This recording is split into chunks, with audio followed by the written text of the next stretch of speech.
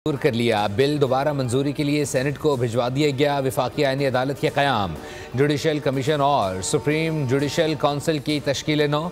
सदर मुमलिकत गवर्नर्स को आर्टिकल 248 के तहत ताहयात इस्तिस्ना देने की तरमीम मंजूर कर ली गई।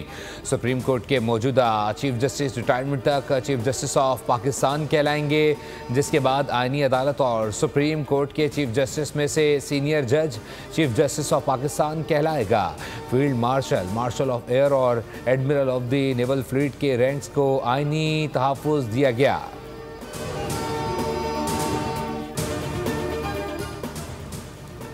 आज ऐवान ने यकजहती और कौमी इत्तेहाद का मुजाहरा किया। दहशतगर्दी का बाजार गर्म करने की कोशिशें की जा रही हैं।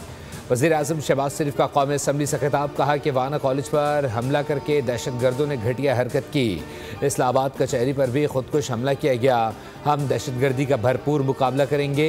ये सारी कड़ियाँ हिंदुस्तान से जाकर मिलती हैं। सब्सक्राइब करें और बेल दबाएं ताकि कोई खबर रह न जाए।